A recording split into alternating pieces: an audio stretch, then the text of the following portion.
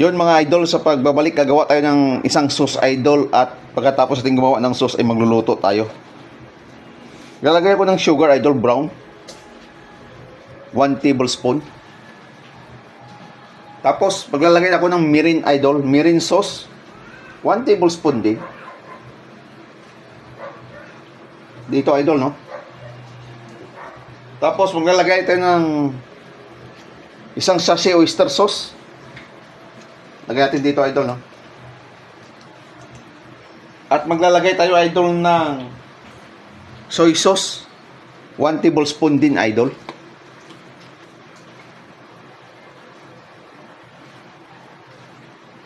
Tapos maglalagay tayo idol ng granules. Estimate na lang idol, no? Yun. Tapos cracked black pepper.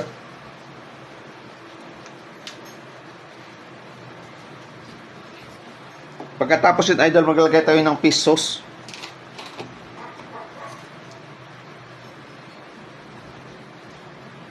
One tablespoon. At maglalagay tayo idol ng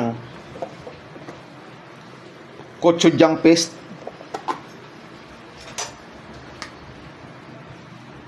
Konti lang, no? Pandagdag aroma doon idol, no? Sa sauce natin. At i-mix lang natin yan idol.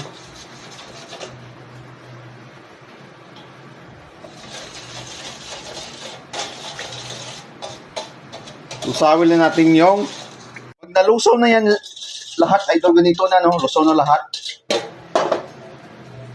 Okay na yung sauce natin idol. Ano yung tawag sa sauce natin na yan? Asian sauce idol, ano? Tapos magluluto tayo idol. Set aside natin to yung sauce natin. Lagay tayo ng kawali. Dito muna yung sauce natin. At buksan natin yung apoy idol, no? Gagamitin natin yung Asian sauce natin idol, no?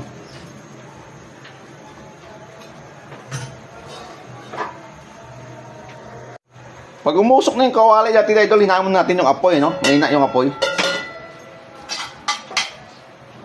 At maglalagay tayo idol ng used oil na ginamit natin doon sa squid balls idol, no? Tapos maglalagay tayo ng bawang sibuyas lang idol.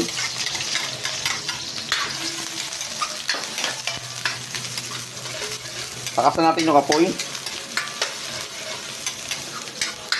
Pag ganyan na siya idol, yung aroma niyan lumabas na, maglalagay muna tayo ng Asian sauce natin idol, no? Dito. Control lang natin idol, no? Pagkatapos niyan, lalagay tayo ng tubig, pakuluin natin. Yung tamang-tama lang doon idol sa gagamitin natin, no? O doon sa ilalagay natin na noodles idol. Pakuluin lang natin yung idol, no?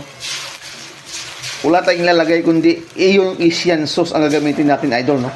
Kaya siyang tinawag Asian sauce kasi iba't ibang bansa na ingredients ang hinalo ko idol, no? Alam nyo na. Pag ganyan na siya idol, na kumukulo na, lalagay natin yung noodles natin, no?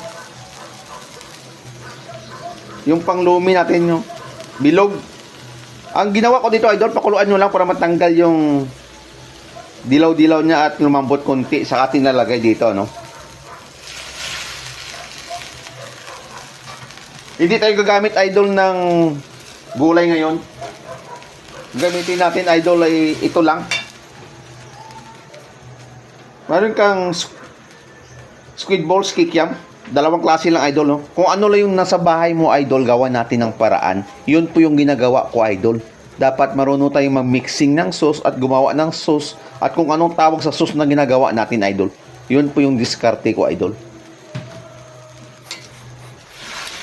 Malakas pa rin ang apoy na idol, ano?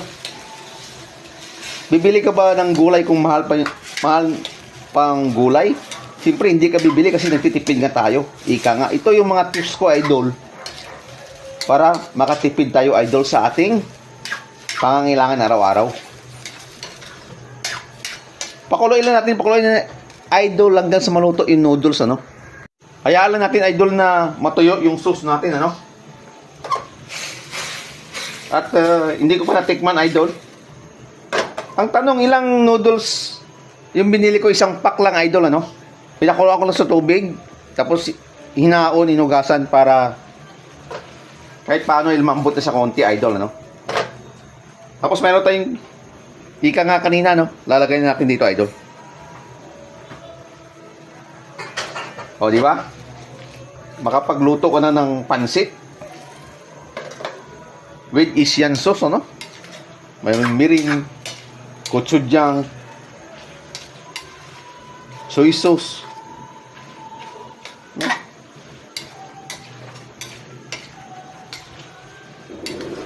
Make sure ako, idol, na tama ang timpla nito. Nakikita ko na, idol, no?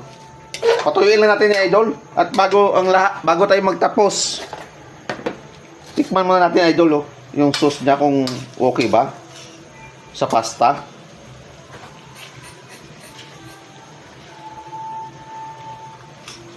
Yung noodles lang, ano? Ayaw mong pakain. Kamay natin. Lagay dito.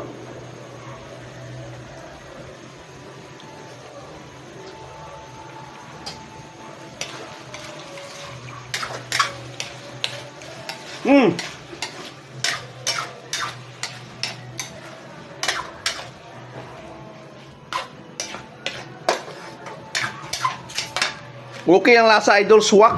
At bago tayo magtapos, idol, huwag niyo kalimutan mong subscribe sa YouTube channel ko, TikTok account ko, Facebook page ko. At anong tawag sa niluluto ko, idol?